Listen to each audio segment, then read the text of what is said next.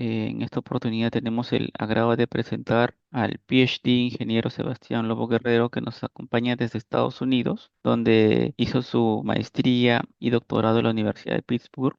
El ingeniero es egresado de la Universidad de los Andes de Colombia como ingeniero civil, es profesor adjunto en la Universidad de Pittsburgh, es autor de más de 150 papers técnicos y tiene más de 24 años de experiencia en ingeniería geotécnica. Bueno, ingeniero, usted tiene un currículo muy amplio, así que creo que he dicho lo más, como un resumen de todos sus logros. Ingeniero, el ingeniero nos va a hablar sobre los aspectos geotécnicos de Pittsburgh, ese que es un proyecto ganador del año 2022 en el AASHTO y en el ASHE. Y bueno, doctor, por favor, adelante usted. Lo escuchamos. Muchas gracias por su disponibilidad. Listo, no, no, no. Muchas gracias a ti y obviamente pues a todos los que están conectados y viendo esto. Sí, no, pues obviamente muy chévere. Siempre me ha encantado reunirme así con estas charlas y como poder intercambiar experiencias. O sea, obviamente presentar lo que tengo, pero también pues me interesan mucho las preguntas y comentarios para todos aprender. Como lo mencionabas, nací y crecí en Colombia, en Bogotá, y hice mi pregrado como ingeniero civil en la Universidad de los Andes. Posteriormente llegué acá a la Universidad de Pittsburgh, hice la maestría y doctorado y trabajo en una compañía en la que ya llevo, pues, después del doctorado, hace 20 años, que se llama American Geotechnical and Environmental Services, donde nos especializamos en geotecnia para proyectos de transportes, más que nada cimentaciones, digamos, pues, zapatas superficiales, profundas, pilotes, todo tipo de cimentaciones y bueno, y también estructuras de retención, muros y estabilidad taludes. Eso es como lo que manejamos más. Hoy pues la idea es hablar de este, que es un proyecto que hicimos que se llama CCAP. CCAP quiere decir C, es de Sports Exhibit Authority, y CAP es porque es una cubierta, que es un parque flotante que está literalmente acá en el downtown de Pittsburgh. Siempre me gusta empezar la charla con esta imagen que está acá a la derecha. Este proyecto, pues con los premios que ganó y todo, tuvo la portada del American Society of Highway Engineers, que es el ASHE. Y bueno, tuvimos un artículo y esto, y me encanta la portada porque transmite tal vez todo menos lo que es el proyecto. Entonces, cuando yo muestro esto, la mayoría de gente piensa que es que nos ganamos el proyecto por diseñar este edificio. UPMC Tower, y no tiene nada que ver. La mayoría de gente ve esta imagen y no tiene ni idea qué es el proyecto. El proyecto realmente es esto que está acá abajo. Y tal vez los que están mirando le dicen, pero ¿eso qué es? Eso es un parqueadero, eso es un parque, un lote, ¿qué es? La gran magia de esto es que acá debajo de esto viene una autopista como de 6 carriles y el proyecto era cubrir todo eso con este parque. Eso es realmente lo que es. Y la manera de hacerlo pues era en la que se camuflara con la ciudad y pues de ahí el éxito. Entonces de eso por eso también me gusta mucho esta portada porque pues logró el objetivo. Eh, Hoy vamos a hablar, pues, digamos, básicamente un poco sobre el proyecto, un resumen. Vamos a hablar del modelo geotécnico y geológico de la ciudad de Pittsburgh. Este proyecto, pues, lo diseñamos con micropilotes y con caissons. Vamos a hablar como del diseño, la construcción, los ensayos. Obviamente, pues, este grupo también tiene un componente alto estructural. Entonces, vamos a hablar un poco también, pues, como de la parte, digamos, estructural y también de la importancia para la comunidad, que tal vez es uno de los aspectos más importantes del proyecto y de los cuales yo al principio tal vez no era como tan consciente. El proyecto, como lo mencionaba antes, Sports Exhibition Authority, es sí, es la sigla sí, y CAP pues es la cubierta. Es un parque, digamos, que se hace, el problema, digamos, se trata de solucionar algo que se creó desde los 50. Como todas las ciudades, digamos, en Estados Unidos, cuando se hizo el sistema de las autopistas interestatales, se partió en dos, digamos, las ciudades. En este caso, en Pittsburgh, la 579 que viene acá, partió en dos el downtown, el centro, y obviamente pues esto llevó a un desarrollo aislado de las dos partes, está comunicado con algunos puentes, pero pues claramente se rompe toda comunicación, digamos, masiva, y la idea es hacer un parque, o era hacer un parque público que cubriera toda esta parte de la autopista. Tal vez no es el puente más largo que uno haya visto, pero definitivamente es el puente más ancho que haya visto. Y la idea pues es hacerlo, digamos, como un parque, pues con todos los aspectos agradables que puede tener un parque. Los dueños, digamos, de esto pues son un montón de agencias. Está el Pennsylvania Department of Transportation, que básicamente es el que regula pues toda la parte de transportes. Está el Sports and Exhibition Authority, porque la idea era conectar el estadio de hockey que quedaba al otro lado, que son los Pittsburgh Penguins, y bueno, digamos que la ciudad como tal, pues obviamente también está involucrado. Estos son algunos como de los renders que se hicieron originalmente, es como las maquetas, digamos, de arquitecto, que me gusta mostrarla porque pues, la idea es, digamos, mostrar todo el proceso. En esto es donde empezó. El costo del proyecto fue de $32 millones. El contratista es una compañía que se llama FEI. El subcontratista para la parte de geotecnia es Macrossin, que hizo los los caissons, y Amelie, que hizo los micropilotes. Y obviamente pues están todas estas agencias que mencionaba anteriormente involucradas. Obviamente, pues la idea no es dar, digamos, un modelo completo de cómo es la geotecnia en Pittsburgh, pero pues los aspectos principales, como toda ciudad, pues tiene una parte, digamos, un relleno en la parte superior que va de 5 a 20 pies, o sea, eso es básicamente hasta 7 metros más o menos. Es material que ha sido compactado con los años, cuando se hicieron todas las construcciones de los edificios. Eh, en general, digamos, tiende a ser competente porque es un relleno pues, que se hizo cuando se fue haciendo la ciudad. Después se llega a una primera capa de roca, que es una arcillolita, también más o menos como de 7 metros. Es una capa muy mala, digamos, es una roca muy mala que se degrada muy fácilmente cuando es expuesto, digamos, al aire y al agua. Después viene un estrato de arenisca, también, digamos, que llega casi también hasta los 7 metros. Y después se repite otro de esta arcillolita. Entonces, en Pittsburgh siempre el truco, el secreto es lograr cimentar en esta capa de la mitad, que es la que realmente resiste y bypass un poco la que está acá arriba y no ir a poner un esfuerzo muy grande en esa de abajo. El nivel freático está generalmente en la parte de arriba de esa arenisca. Y ese realmente es el modelo, es un modelo bastante sencillo. Las fotos que están a la izquierda es solamente mostrando pues como digamos, el proyecto acá está entre varios puentes y pues tenía dificultades, digamos, en cuanto a equipo. Acá estoy parado yo con una de la perforadora y por eso pues llevó al diseño que vamos a ver. Este es un plano del puente, es una imagen bastante compleja de realmente como de entender, pero para simplificarlo este parque que se hizo, este puente, nuevamente no es el puente más largo, probablemente es el más ancho. Es un puente de tres luces. Digamos que ya antes existían estos muros, que eran los que tenían como los muros de retención donde la autopista pasaba, y arriba pues no había nada, y en este momento se está tratando de poner un estribo atrás del muro existente. La idea es no tocar estos muros, un estribo atrás y poner ya pues lo que sería el puente. Esta es la parte que les decía, si no cuenta los carriles son uno, 2, 3, 4, 5, 6, 7, 8, 9. Es toda una autopista pasando por abajo con rampas y con demás. Y obviamente tiene una complicación inmensa de poder trabajar en medio de todo esto.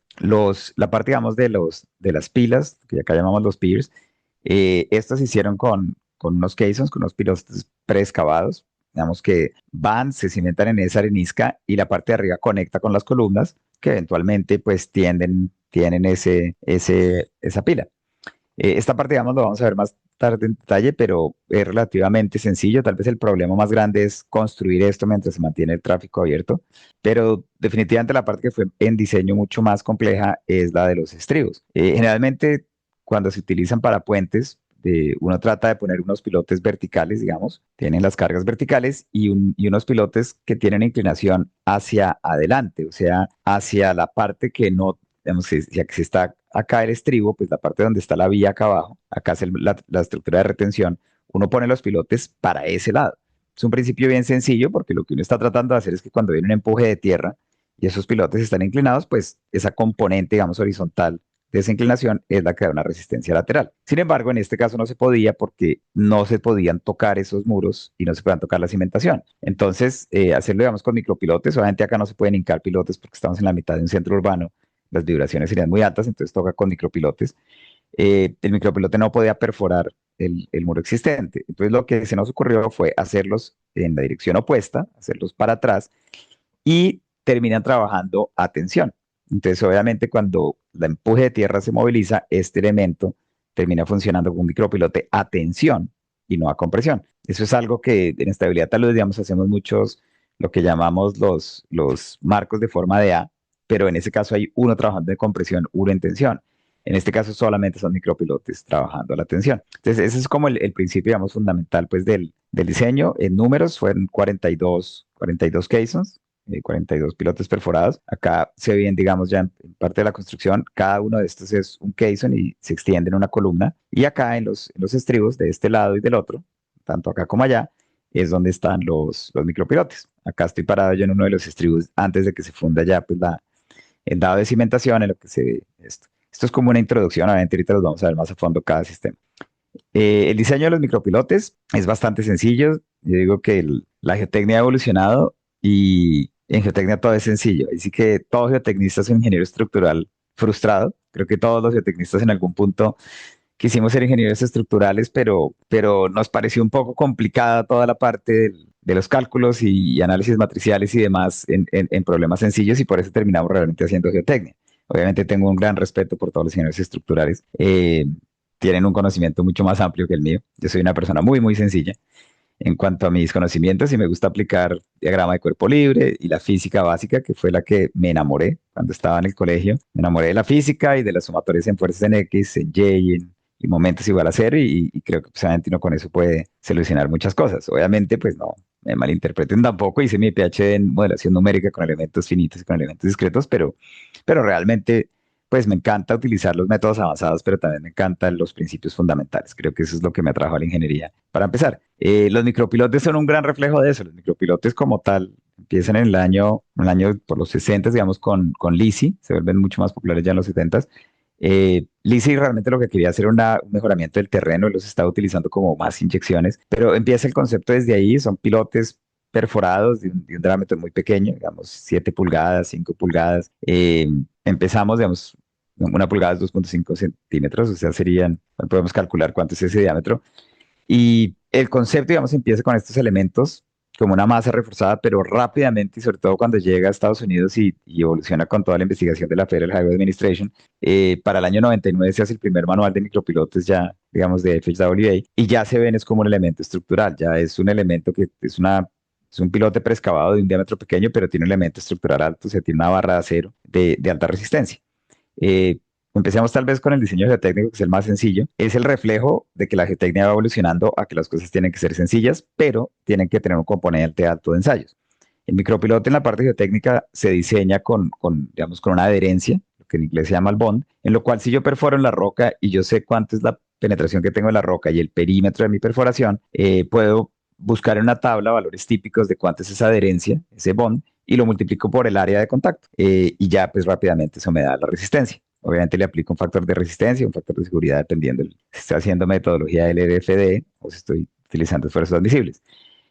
Generalmente se niega la contribución, digamos, de la punta, solamente se tiene por fricción. El diseño del micropilote desde el punto de vista estructural es aún más sencillo que el geotécnico porque es literalmente una columna a compresión. Digamos que pues las fórmulas típicas digamos, de la ASHTO de 0,85, el esfuerzo de la compresión del concreto por el área de concreto, más el esfuerzo de fluencia por el área del acero, se suman los dos componentes, se aplica otra vez 0,85 y un factor de resistencia. Si se hace, digamos, con esfuerzos, digamos, si se hace con metodología de esfuerzos admisibles, pues sería similar, pero pues con factor de seguridad.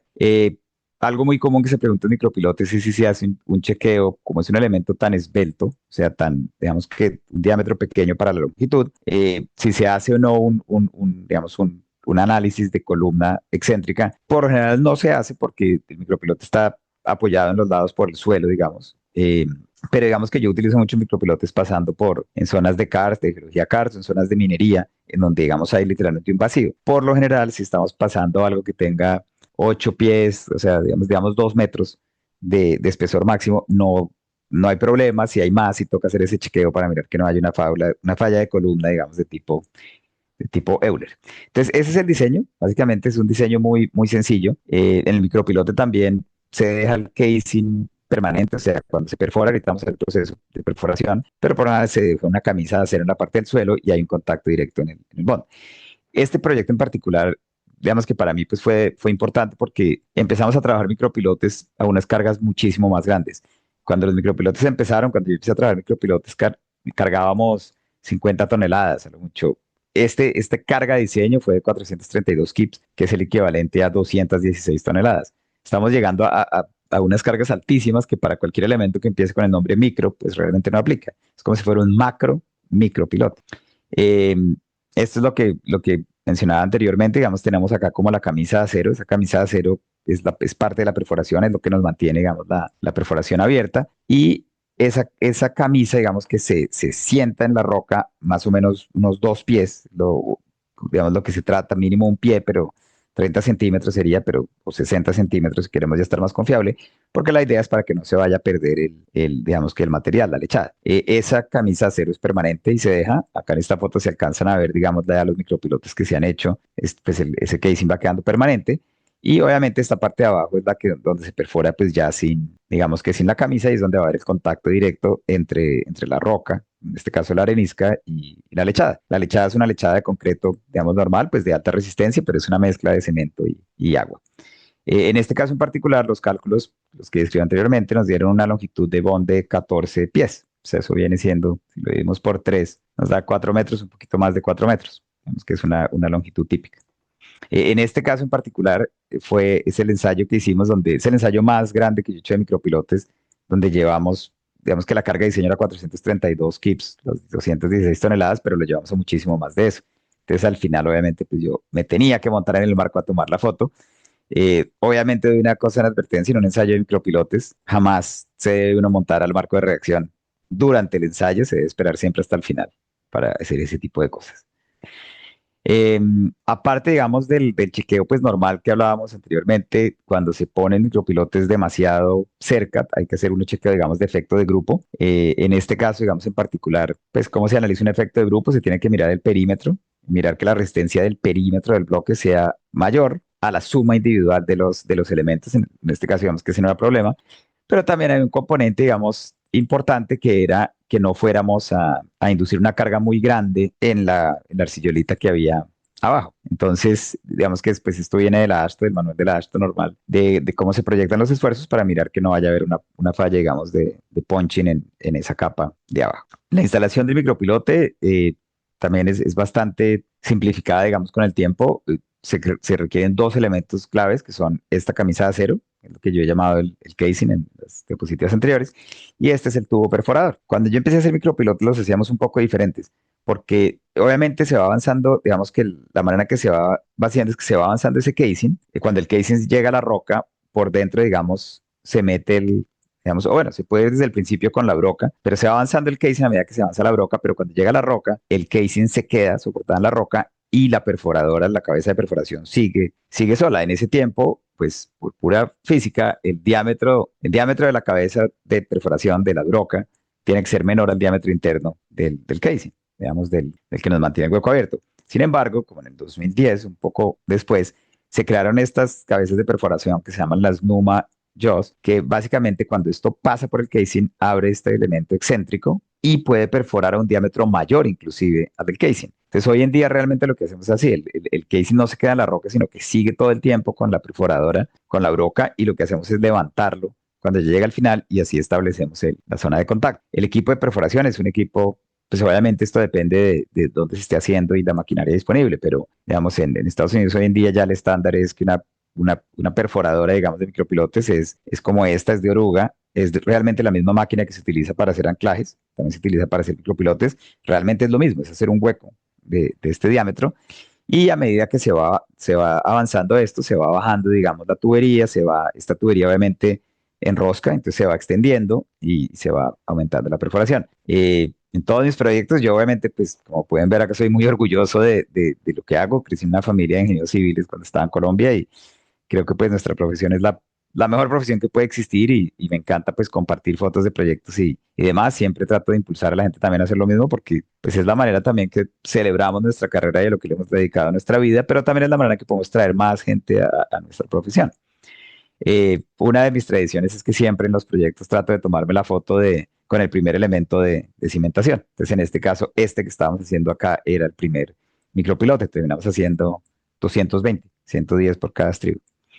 Ahora, los micropilotes, digamos, la parte positiva también que tiene, la belleza, yo digo que tienen los micropilotes, es que corresponde a una nueva visión de la geotecnia en que podemos diseñar basados en lo que queramos, o sea, en la roca, en lo que pensamos, pero hay pruebas de carga que se hacen que comprueban, digamos, lo que se diseñó. En los micropilotos se puede hacer ensayos a tensión, se pueden hacer ensayos a compresión. Acá estamos con en la viga de reacción, esto es el gato, este es un ensayo a tensión. Tenemos el gato hidráulico acá, el micropilote viene por acá, sube. Cuando el gato hidráulico se abre, lo que termina haciendo es que jala el micropilote, lo trata de sacar y pone esa reacción en este marco y eventualmente las fuerzas pasan acá con estas zapatas. Si fuera un ensayo digamos, de compresión, pues generalmente el gato iría en la parte de abajo, sería más como lo que se ve acá, en el cual se abre abajo y empuja el micropilote hacia abajo. Yo personalmente prefiero hacer ensayos de tensión. La razón es porque cuando en un ensayo es de tensión, la reacción que viene en la viga viene siendo de compresión y viene la zapata en compresión. O sea, esto acá abre, jala el micropilote para arriba, empuja la viga para abajo y pasa esta reacción. Lo cual hace que solo se necesiten como estas zapatas pequeñas de madera acá para el ensayo. Cuando se hace uno de compresión, el problema es que cuando esto se abre, empuja el micropilote para abajo, empuja la viga de reacción hacia arriba y necesito ahora cuatro pilotes de reacción para poder contener la viga. Entonces, obviamente, el costo de un ensayo de compresión es fácilmente cuatro o más veces el costo de un ensayo de tensión. Obviamente, diferentes clientes prefieren que se hagan ensayos de compresión. Para mí también, si estoy, un ensayo de tensión es conservador porque ni siquiera estoy mirando cuál es la capacidad de la punta, que nunca la tuve en cuenta en el diseño. Entonces, de cierta manera, corresponde más si es conservador. El de compresión pues, va a tener una componente que nunca se consideró, que va a dar también, obviamente, una resistencia más alta. Existen ensayos de verificación, ensayos de desempeño, digamos, los de verificación generalmente eh, se hace uno por subestructura. En este caso, el tamaño de la subestructura era grandísimo, entonces hicieron mucho más de uno, pero en un puente, digamos, normal, se haría solamente uno. Estos se llevan una carga mucho más alta porque son elementos de sacrificio, mientras que los ensayos, digamos, de prueba o de desempeño, pues vienen siendo más en los mismos elementos ya de la cimentación. Algunas fechas, digamos, acá importantes. Esto fue en septiembre del 2019 y en febrero del 2020. Obviamente, COVID tuvo un papel bien importante en este proyecto. Y ahorita pues lo vamos a ver. Acá más pruebas de carga que se hicieron. Se llevaron a el 200% de la carga no mayorada a un récord de 576 kips. O sea, eso da, no sé exactamente, vengan y calculo acá, pero 576 dividido 2, 288 toneladas, que es lo máximo que se le ha metido un micropiloto en la ciudad de Pittsburgh. Entonces, obviamente, pues fue bastante emocionante hacer todas esas pruebas durante la construcción. Eh, la aceptación, digamos, de los ensayos de micropilotes son exactamente iguales a los de un anclaje. Primero viene un componente de deformación plástica. Yo lo que quiero mirar con toda la deformación que mido en el ensayo no es, o sea, yo mido la deformación total, pero lo que me interesa no es realmente la deformación total, sino la plástica. ¿A qué me refiero? Cuando un micropilote se jala o se empuja o lo que sea, y hay esa interacción entre la lechada y la roca, lo que me interesa es no pasar una deformación entre los dos de aproximadamente media pulgada. Media pulgada es un número mágico que se utiliza en geotecnia, viene siendo un centímetro, que es realmente cuando yo en una interfase paso de una resistencia pico a una resistencia residual. ¿Cómo calculo yo esa deformación plástica? Yo solamente mido la deformación total, pero si yo tengo la deformación total, le puedo restar la deformación elástica, que sería LP dividido por AE, la deformación elástica de la barra del micropilote, y eso me da mi deformación plástica. Entonces, yo quiero que esa deformación plástica esté bajo de media pulgada. Entonces, ese es el primer criterio. El segundo es el de reptación. A una carga sostenida se mira que hay una deformación de menos de 0.04 pulgadas en 10 minutos o de 0.08 pulgadas en 60 minutos. Es un número absolutamente arbitrario, pero pues viene de todas las normas. Eh, y básicamente lo que estoy mirando es que una carga sostenida no haya una deformación, sino que la carga se mantenga. Y el tercero es que no haya una falla, digamos, pues de arrancamiento, para lo cual lo que miro es la pendiente entre los últimos dos puntos. Miro que la curva de la carga todavía esté en el rango elástico y no empezaba a plastificar acá la fluencia. Por lo general, en proyectos como estos, 5% de los micropilotes se hacen ensayos de pruebas, mientras que un par se hacen de sacrificio. Ahora, pasamos, digamos, ahora a los caissons. Los caissons, obviamente, es diferente, aunque también están funcionando, digamos, con un socket en la roca, con una parte embebida en la roca. Se diseña completamente diferente. La mayoría de manuales, digamos, como ASTO, pues calculan esa adherencia como la raíz cuadrada de la compresión inconfinada de la roca. Es una ecuación empírica de Horvath y Kenny de 1978. Kulhawi la modificó. Esto hoy en día está pues, en las normativas. Es una manera muy sencilla. Por lo general está limitado a 32 KSF, que sería como el esfuerzo máximo. Por lo general en una roca competente como esta, lo que controla ni siquiera es la roca, sino es el mismo concreto. Entonces digamos que es un valor bastante estándar. Y con eso, pues nuevamente se calcula cuánto es el área que tiene que haber. En algunos proyectos se utiliza una carga, una resistencia por punta. En este proyecto en particular no se utiliza porque tenemos esa arcillolita abajo y lo último que queremos es tener que depender de eso. En este caso, pues se hicieron, digamos que los caissons de 42 y 36 pulgadas. 36 pulgadas más o menos viene siendo, me dan el cálculo acá, 42 pulgadas y como es dividido por 2.5, 42 pulgadas, una pulgada es 2.5 centímetros. Entonces me va dando, en centímetros me da como 17 centímetros, más o menos es el diámetro de esto. Y bueno, digamos que es más que nada por el espacio que se manejaba, que teníamos que hacerlas digamos, de un diámetro mucho más pequeño. De hecho, la mayoría se hicieron de 42 pulgadas y hubo unas de 36 porque quedaban demasiado apretados en la vía. Acá estoy parado y digamos, este carril que está acá abierto y el otro también, había un espacio muy pequeño por más de que se cerrara un carril para poder hacer esto. En el suelo se mantiene, pues igual que con un micropiloto, en el suelo se mantiene un casing, digamos, que es como lo que mantiene abierta la perforación, y ya en la roca, pues viene este. Este, pues ya es el primer, igual que les mostraba la foto del primer micropiloto, estos fueron los primeros casings que se hicieron en el proyecto, y de hecho se hicieron dos, este que está acá y el que está en este momento entrando. Eh, pero también muestra, digamos, algo que hoy en día es estándar, pero no era estándar hace unos años, y es los ensayos estructurales o los ensayos, digamos, de los ensayos que se hacen de los materiales del case. Los más importantes, acá como se ve, está obviamente todo cubierto con el epoxi. Estos circulitos blancos son los centralizadores, pero los ensayos de los cuales me refiero son estos tubos negros que son los del Crosonic Logging. Lo vamos a ver en un momento, pero básicamente son tubos de acceso al caisson para poder mandar ondas de compresión y mirar qué tan competente quedó el concreto.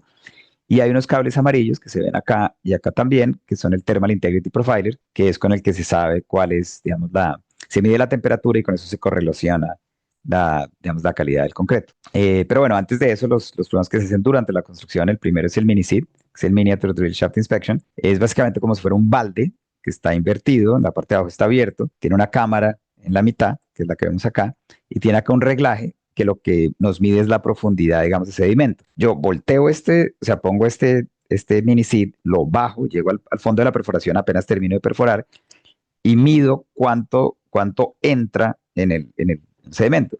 ¿Por qué? Porque cuando yo hago una perforación de esta, obviamente se enroca y obviamente uno limpia, pero como está bajo el nivel freático, siempre va a quedar una capa de sedimento. Y esto lo que me mide es cuánto queda de sedimento. Las especificaciones por lo general dicen que más de la mitad tiene que tener menos de media pulgada, o sea, sería 1 centímetro de espesor, y la máxima medición que puedo tener es de 1 pulgada, o sea, serían 2,5 centímetros. La manera en cómo se pone es que se pone este balde y se mide, digamos, en estas reglitas lo que va quedando cubierto y se rota alrededor del caisson, y de esta manera pues sabemos cuánto fueron las mediciones. Entonces obviamente una vez se mira que no haya, o sea, que se pase este criterio, ya digamos se puede poner el concreto. Una vez se pone el concreto y ya digamos se crea el caisson, se espera hasta que el concreto pues ya fragúe, digamos una semana después se hace pues lo que es el cross-sonic logging. El cross-sonic logging se pone, digamos, son esos tubos de acceso, y lo que yo voy haciendo es que voy poniendo un emisor acá y un receptor acá. O sea, abro los tubos y empiezo a bajarlos y mido constantemente, digamos, en toda la longitud. Voy mandando ondas voy mandando la de compresión y mido el tiempo que se demora para poder calcular la velocidad de la onda. Hago toda esta línea, después hago una entre 1 y 3 y después una entre 1 y 4 y después vuelvo y hago, digamos, 2 a 3, 2 a 4, y hasta que cubro digamos, todo el caisson. Por lo general, los tubos se hacen un tubo de acceso por cada pie de diámetro digamos, del caisson. Si es de 4 pies de diámetro, se ponen 4 tubos de acceso. Lo que tenemos acá a la derecha es la interpretación, ya es, digamos, se mide la energía, o sea, en este caso ni siquiera estamos calculando la velocidad, sino solamente el tiempo. Con la distancia y el tiempo podemos calcular la velocidad, pero en este lo que miramos es el tiempo en que la onda se demora en llegar y la energía que tiene. Y digamos, esto es un ensayo satisfactorio en el cual pues se ve que varía, pero no hay gran problema. Los problemas vienen cuando, digamos, el tiempo se incrementa o la energía se cae digamos, por un valor considerable, porque cuando si tengo un vacío, digamos, si quedó un vacío en la construcción o quedó un concreto de mala calidad, esa velocidad de la onda de compresión se bajaría o el tiempo se aumentaría notablemente. El Thermal Integrity Profiler es algo que me está tratando de hacer lo mismo, pero de una manera un poco diferente. Lo que pongo son esos cables amarillos que mostraba anteriormente. Voy a volverme acá un segundo. Son estos cables que vienen acá y acá están saliendo. Uno los puede, digamos, amarrar al refuerzo, los puede poner en cualquier parte que quiera. Y lo que eso hace son unos termómetros, son unos sensores que uno básicamente utiliza la ecuación de Laplace, que es una ecuación diferencial pues, de segundo grado, y es lo último que queremos hablar hasta ahora de la noche, pero es importante hacerlo. Y la ecuación de Laplace, todos lo aprendimos, es flujo, digamos, pues bueno, uno aprende, en mecánica de suelos lo aprende más como, la ecuación de Laplace se aplica realmente como flujo de agua, pero pues es flujo de energía, y lo que está mirando es, si yo tengo ese flujo, ¿a qué fuente corresponde? Entonces yo puedo correlacionar el volumen de concreto que tengo con cuánto calor está irradiando. Entonces, si yo mido el calor, puedo correlacionarlo y decir cuánto concreto tenía o el equivalente de cuánto concreto tenía. Lo llamamos un diámetro equivalente porque realmente no es que sea el diámetro real, o sea, si el concreto fuera perfecto, sería el diámetro real de la perforación o del caisson, pero cuando tenemos problemas con el concreto, lo que nos va a dar ese diámetro equivalente es una indicación del problema. Me refiero, si yo tengo un concreto el cual tiene mucho más cemento del que yo pensé que tenía, me va a generar muchísimo más calor y me va a dar un diámetro más grande del diámetro real construido. Ese sería un problema muy bueno de tener. El problema más común es lo opuesto, y es que la temperatura que mido es menor a la que debería tener, lo cual me va a dar un radio equivalente menor. Lo que quiere decir es que el concreto no tenía la calidad suficiente y no generó el calor. Y este sería, digamos, una gráfica de eso. En este caso, digamos, este debería ser mi diámetro. Y lo que veo es que en algunas partes de arriba tengo un radio equivalente mayor, pero en la parte de abajo tengo un radio equivalente menor. Ahora, ¿cuál es la diferencia entre el TIP o el Thermal Intensity Profiler y el Cross-Sonic Logging? Pues la tecnología es diferente, pero al final lo que yo estoy tratando es de saber qué tan bien construido me quedó el case. Anteriormente, Cross-Sonic Logging fue el estándar. Esto fue creado por una compañía, pues, digamos, o digamos ya a un nivel masivo por GRL Engineers o PID acá en Cleveland y digamos que queda cerca de Pittsburgh y se convirtió en el método mundial para saber los Caissons. Obviamente el problema que tiene es que me toca a mí bajar los dos sensores y ir midiendo todas las ondas.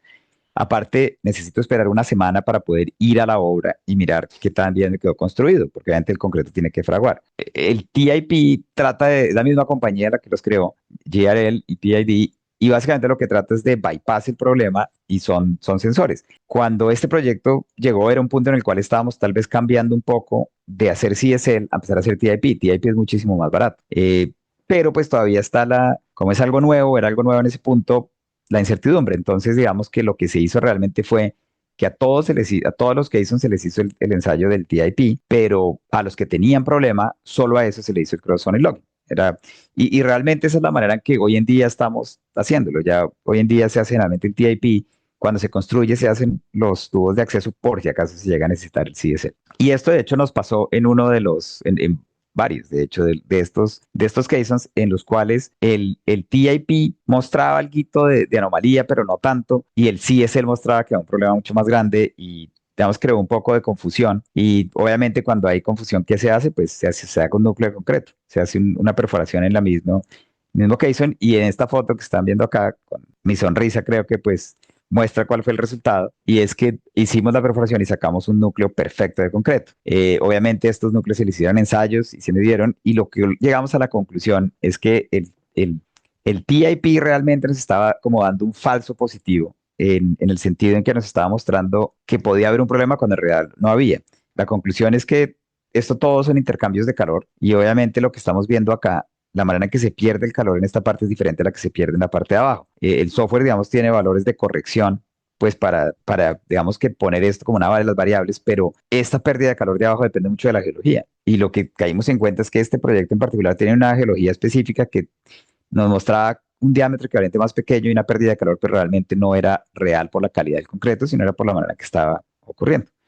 Pero bueno, digamos que fue bueno pues como comprobar, no hay ninguna mejor manera de comprobar que pues sacando un núcleo y haciendo ensayo. Y ya con esto, digamos, pues finalizamos la parte de la construcción de los caissons. Esto coincidió también, esto fue en noviembre del 2019, coincidió con una visita de mi mamá. Yo creo que soy el único geotecnista que muestra fotos en las presentaciones con la familia. Ahí está mi hijo, ahí está mi mamá que estaba de visita acá y con gran cara pues como de susto. Y obviamente no entendía muy bien por qué mi mamá estaba tan asustada de la obra, pero esto es que hay en cuenta que era más o sea, que hay una diferencia de altura grandísima, creo que era más por eso, pero bueno, también invito mucho que la gente lleve a los hijos y a la familia, a todos a las obras, porque le ponemos nuestra vida entera a estas obras y tenemos que disfrutarlas en familia. Después llegó la pandemia y la pandemia obviamente afectó pues todo de una manera negativa, muchas cosas, más negativa que positiva, pero también trajo algunas cosas positivas. Y parte, digamos, para este proyecto de las cosas positivas es que el tráfico se redujo muchísimo, y sobre todo al principio, y esto permitió avanzar la construcción mucho más rápido. Digamos que obviamente cada vez que se ponen todas estas vigas, o sea, que hay siete carriles de autopista, 8 carriles de autopista que tienen que estar cerrados en el momento en que se ponen estas vigas, y obviamente el minimizar ese tiempo era mucho más, era una prioridad, pero cuando no hay nadie que esté manejando en las calles, pues se pueden hacer cerrar esas vías mucho más fácil.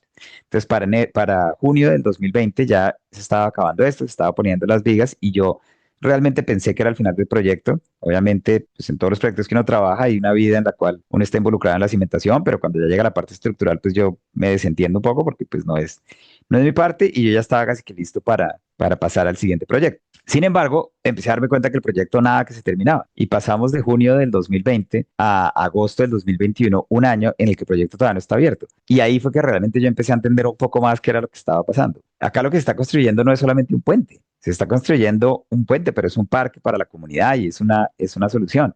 Y obviamente esto se demora un montón de tiempo porque hay que construir montañas y cascadas y paneles solares y mucho más de pavimentar y abrir el puente, que es lo que yo estaba acostumbrado. Creo que para agosto del 2021 yo ya estaba además bastante frustrado pues de COVID y de no poder salir mucho. Y en Pittsburgh afortunadamente uno podía salir, pero todo estaba cerrado y no es que tocara estar en la casa, pero pues todo está, digamos, incomunicado y todo estaba cerrado.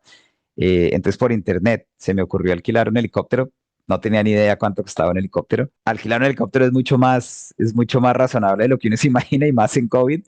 Entonces logramos alquilar este helicóptero que está acá por una hora y básicamente pues, lo que hice fue que me llevara a los proyectos para mirarlos desde el cielo y poder tomar fotos, era lo que quería hacer. Esta foto que está acá la tomé yo pues desde el aire, para una decepción absoluta, porque cuando tomamos la foto, y acá estoy con mi esposa y con mi hijo, y cuando nos bajamos, pues yo estaba feliz de haber visto el proyecto y mi hijo decía, yo ni siquiera vi dónde quedaba el proyecto.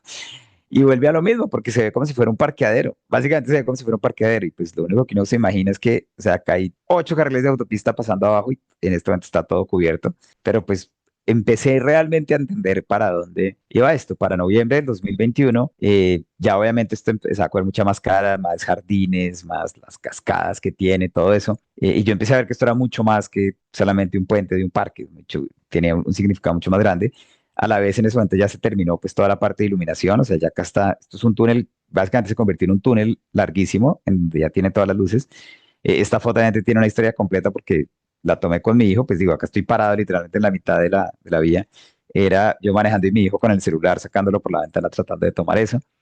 Y bueno, digamos que para noviembre del 2021 se inauguró, todavía no estaba completamente terminado, pero el alcalde estaba acabando su periodo y obviamente quería inaugurarlo. Yo siempre hablo como dándole puya a los políticos, pero en este caso realmente no. O sea, en este caso, este fue un proyecto gracias a los políticos que hicieron, de hecho, que eran los que empujaron para esto. Acá estoy yo parado con el que en ese momento era el gobernador de Pensilvania, que tuvo un papel importantísimo en el proyecto, y este era el alcalde de la ciudad en ese momento.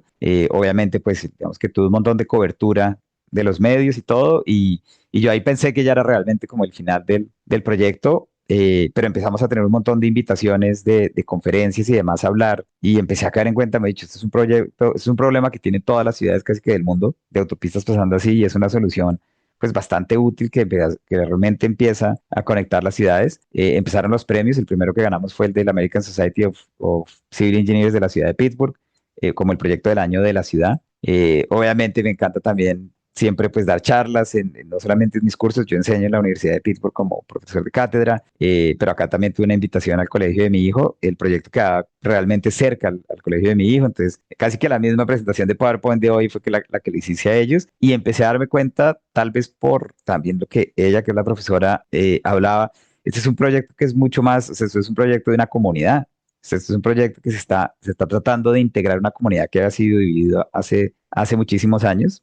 Después tuvo una inauguración durante el verano y ya realmente se ve qué es lo que hicimos. O sea, esto es un parque muy bonito, tiene todas estas jardineras, tiene todo. Una persona que en este momento se conectara a la charla pensaría que yo estoy loco, que estoy hablando, cómo esto va a ser un proyecto que tiene premios. Porque nuevamente está tan bien camuflado que lo último que uno se imagina es que abajo hay 8 carriles de autopista, donde estamos parados en ese momento.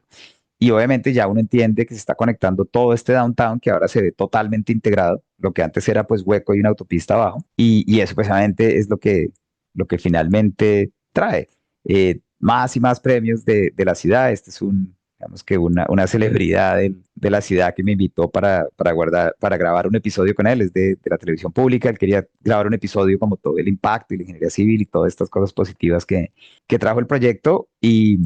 Y realmente yo empecé ya a decir, pero ¿cuántos premios se puede ganar todo esto, no? Y empezaron a sumar y más y más y más y más. Y lo mejor del cuento es que después vino otra segunda inauguración que yo decía, esto sí ya es la tapa, hemos dicho, reciclar. Ya otro alcalde también está tomándose el crédito, pero pues realmente no. O sea, realmente esto fue otra celebración. Este proyecto cuando ganó el proyecto del año de la ASHTO, pues la ASHTO obviamente es una agencia importantísima, vino con una plata grande, o sea, es un premio que no solamente es de nombre, pero también trae un componente económico, y todo esto se donó, lo donamos digamos, a la parte que había sido segregada durante décadas del downtown, se donó para muchas obras, digamos, en esa parte, especialmente parques y cosas para los niños. Y bueno, digamos que la idea pues fue compartir ese sentimiento de comunidad. Más y más premios siguieron, más artículos. De hecho, esta todavía es actualizada. En este momento ya tenemos como 16 premios. Y de ahí surgieron diferentes artículos, pero tal vez la parte que me gusta cerrar la charla es lo que yo no me imaginaba y era cuando hacemos un proyecto, por lo general nos concentramos tanto en la parte técnica y pensamos que la parte nuestra, bien sea geotecnia estructural, hacemos nuestra parte y cumplimos eso y nos vamos al siguiente proyecto, pero se nos olvida la razón por la cual empezamos a estudiar esto y es ayudar a esa comunidad y es ese sentimiento de crear algo que mejore la vida de las personas. Entonces, digamos que en este proyecto como una lección personal para mí fue eso, y era que yo tal vez estaba demasiado metido en lo técnico al principio, pero bueno, realmente tuve la suerte después de disfrutar todo ese impacto positivo que trajo. Y eso realmente es lo que tenía hoy. Voy a dejar acá de compartir ya pantalla y bueno, si tenemos algunas preguntas o si alguna discusión, obviamente con el mayor de los gustos. Eh, ok, ingeniero, muchas gracias por la charla. Fue muy interesante. Lo que usted indica fue que el proyecto consistió, no se puede apreciar mucho desde una vista aérea porque el proyecto más que nada estuvo enterrado, pues, ¿no? O sea, Ujú, fueron estructuras enterradas, indicó que eran 8 carriles de autopista bajo tierra. Entonces, todo el trabajo, todo el sacrificio, finalmente parece que desde arriba parece que fuera como un gran área verde ujú. eh, y no se aprecia tanto la ingeniería que hay debajo de eso, ¿no? Pero Sí, que bueno, tal vez pues es lo que como ingenieros civiles no estamos tan preparados, ¿no? O sea, ahí hay lo que te comentaba, 220 micropilotes y 42 caissons. Y muchas veces yo digo que la gloria se la llevan los ingenieros estructurales porque son los encargados de la parte que se ve, ¿no? Si hago un edificio, el que se ve es más el estructural y el geotecnista hace la parte que no se ve, que es la que queda mm, enterrada. Pero es parte de entender nuestro rol en la cadena. bueno, yo creo que también el mayor crédito se llevan los arquitectos. El arquitecto, sí, realmente, Sí, porque realmente. uno se acuerda del estructural cuando la estructura ha presentado alguna falla. Sí, sí, sí, sí, tienes toda la Sí, razón. Voy a sí, o añadir sea, eso, que es el ajá. arquitecto el que se lleva todo el crédito. Sí, cuando ve un gran edificio tan bonito dicen el arquitecto, diseñador, Ujú, pero pero no se pregunta quién fue el estructural, de pero se acuerdo. preguntan del estructural cuando, oye, falló o sea, si se fisuró una viga, una columna, o después de un sismo pasó algo, ¿a quién la ha diseñado? ¿A quién fue el estructural? Y luego Sí, tienes ya toda la razón. si hay alguna patología importante, empiezan a ver si el estudio geotécnico tuvo algo que ver, ¿no? Con algún estudio geotécnico que no fue capaz, muy adecuado, o fue el estructural el que se confundió. Creo que como ingenieros civiles es una profesión un poco ingrata, ¿no?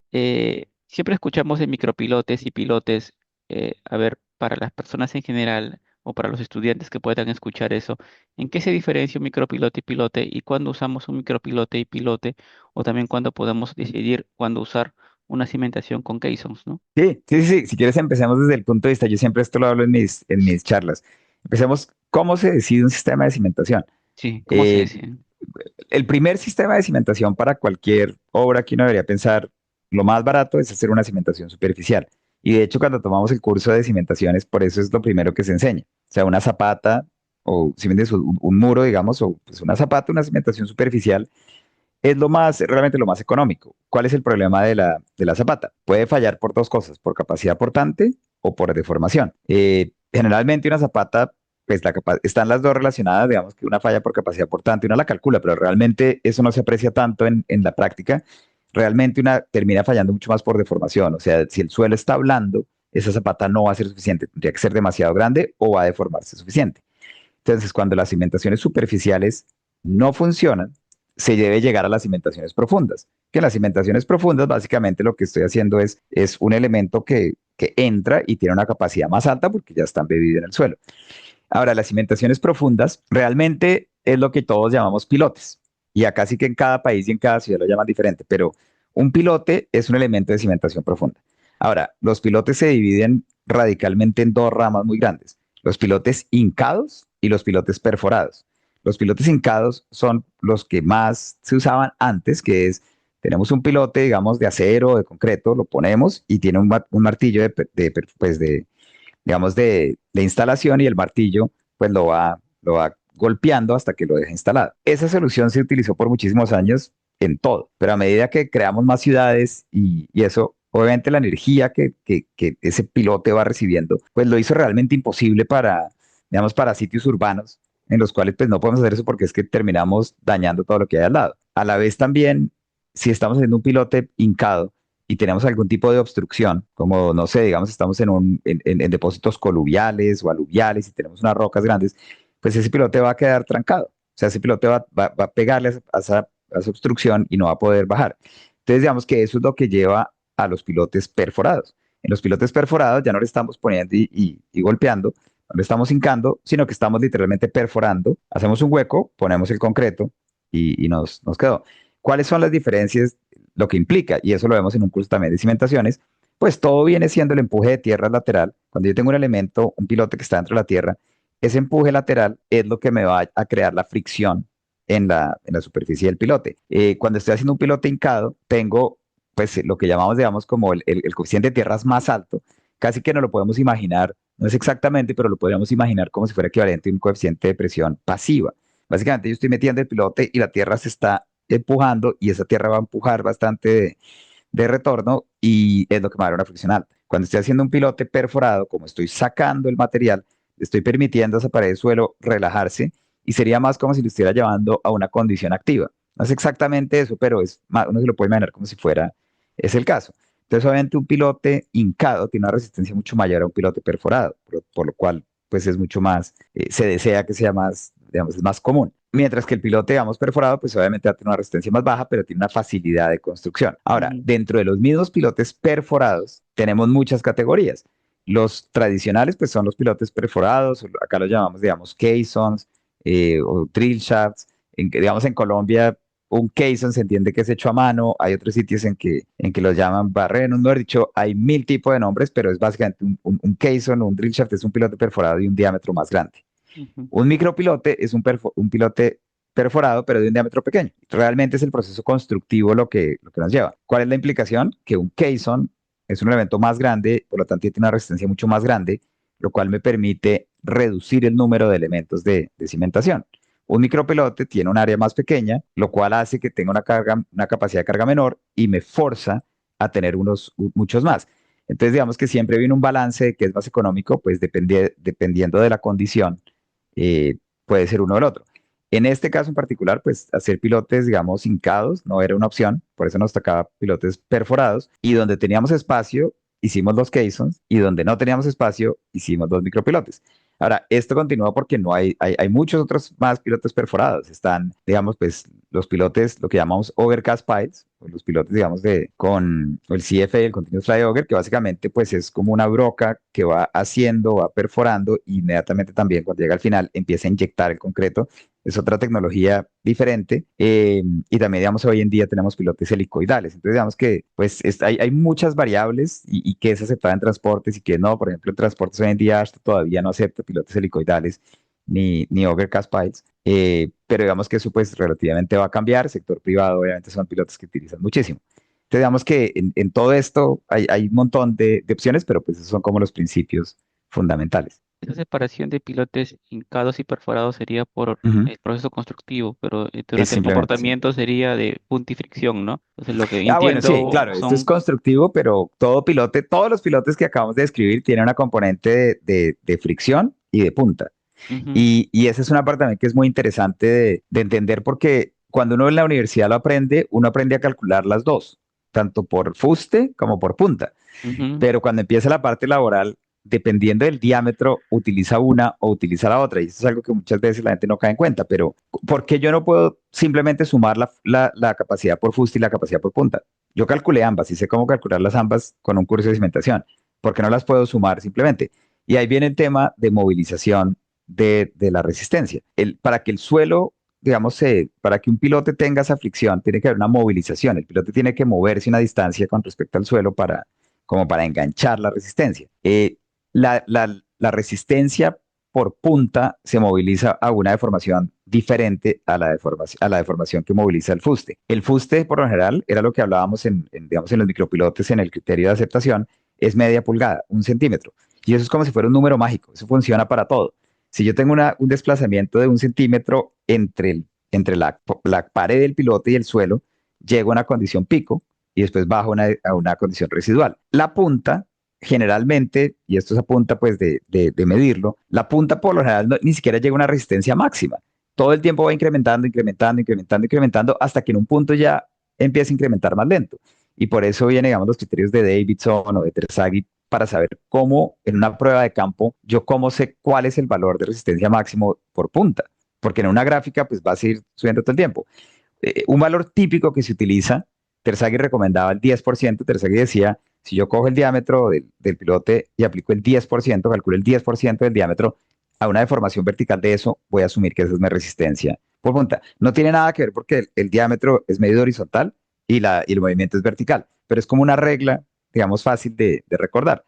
Hoy en día la mayoría de códigos permiten una deformación del 5%. O sea, tengo el pilote y calculo una deformación del 5%, calculo sí, una dimensión del 5% y a una deformación vertical de ese valor asumo que va a tener la movilización por punta. Entonces, digamos que dependiendo del tamaño del pilote, uno tiene que mirar a qué deformación moviliza la resistencia pico en punta y por fricción y sumar una componente de la resistencia por punta, pero no necesariamente tiene que ser toda. Entre más grande sea el pilote, entre más grande sea el caisson, menos contribución va a tener la punta. Sin embargo, la punta es una resistencia altísima, pero lo que pasa es que para llegar a esa resistencia máxima se debe formar. En pilotes más pequeños, ese 5%, digamos, del diámetro, pues va casi que a coincidir con la media pulgada de la fricción y en ese caso sí podría sumar los dos. Entonces, digamos que aunque uno lo aprende muy fácil en la universidad, no es tan sencillo en la práctica, pues porque los códigos restringen eso.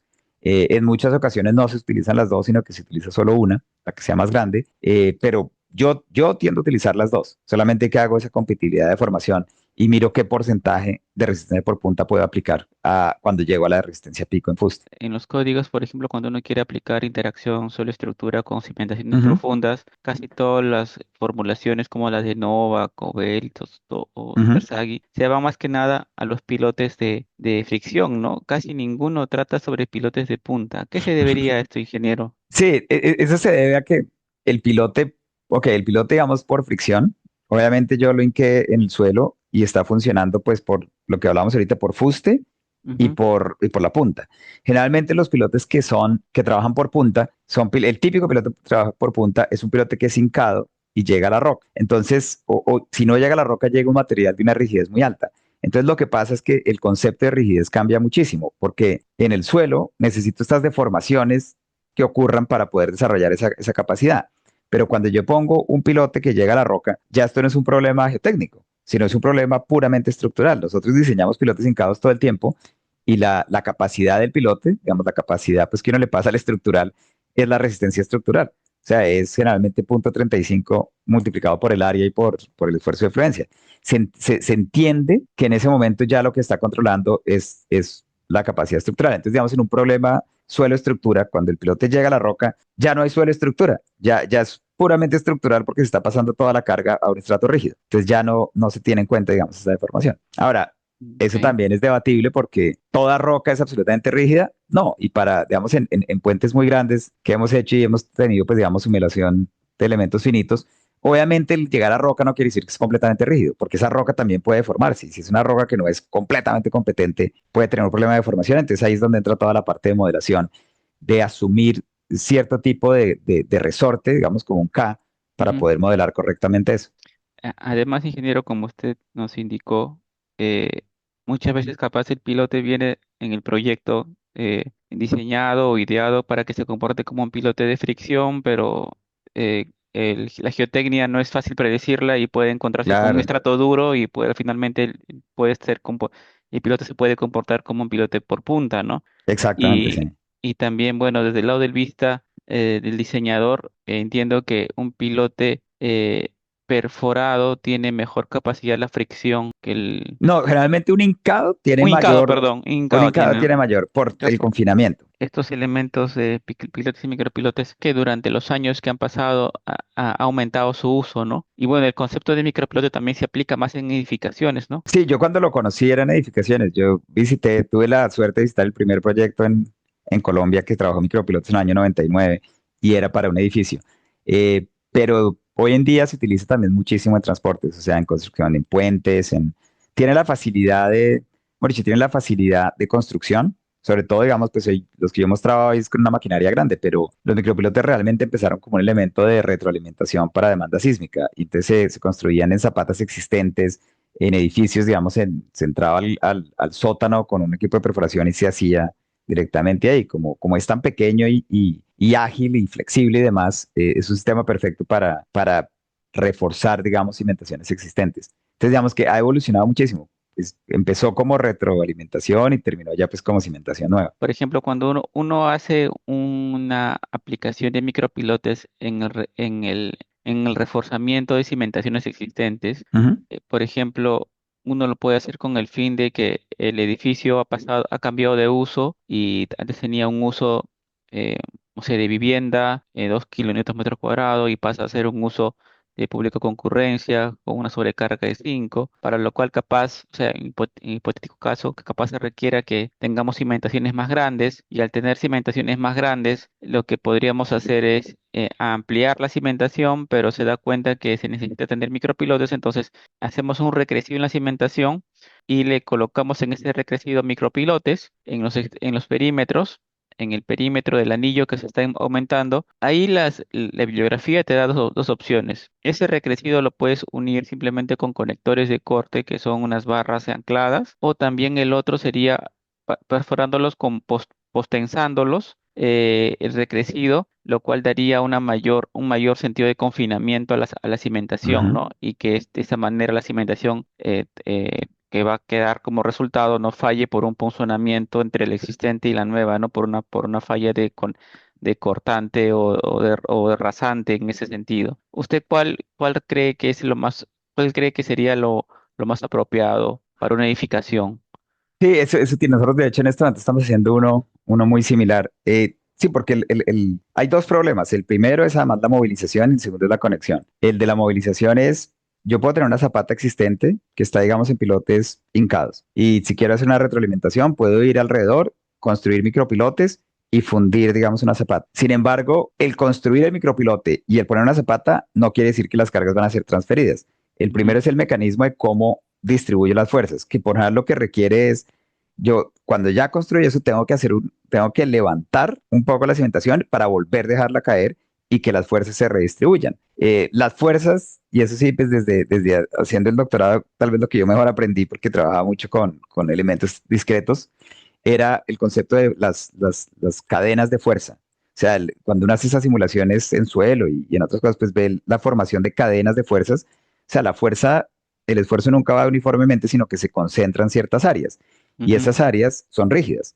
La fuerza va donde puede ser tomada y donde hay mayor rigidez es donde termina tomándose la carga. Entonces, por Ujú. eso es que yo digo, sí, yo puedo construir una zapata, puedo tener un grado de cimentación con pilotes existentes y le puedo hacer un al lado con 10.000 micropilotes y esos 10.000 micropilotes jamás van a haber carga porque la carga no se va a distribuir a ellos a menos que yo levante un poco la cimentación, la deje volver a sentarse y cuando se sienta, ahora sí, digamos que todos los pilotes se enganchan. O sea, todos los pilotos empiezan a interactuar. Entonces, esa es la primera parte, que no solamente es construirlo y reforzarlo, pero también tiene que haber una transferencia de carga de algún mecanismo. Es como Ahora, activarlo, ¿no? activarlo, literalmente es activarlo. Ahora, la otra parte de cómo los conecto, hay muchas maneras, lo que tú dices, está el postensado, digamos, si quiero como confinarlo y volverlo así, y también está, digamos, con dovelas. Nosotros trabajamos mucho con dovelas, eso ya es un programa estructural, yo no hago el diseño, pero pues las retroalimentaciones que hacemos siempre termino viendo los cálculos del estructural. La mayoría de veces lo hacen con dovelas pasando así y también con dovelas así, o sea, tratando de integrar, pero es algo que realmente pues es crítico y tiene que ser chequeado y diseñado apropiadamente, pues para mirar que sus cortantes y todo resistan las dos zapatas funcionando como una sola. Tenemos con un gato así Ujú. levantar la cimentación existente. ¿Cuánto se levantaría? ¿Un milímetro? No Sí, sé. no, o sea, el orden de magnitud no es mucho, son centímetros, ponle, si me entiendes por ahí un centímetro, o sea, dependiendo obviamente, pero el hecho es hacerlo.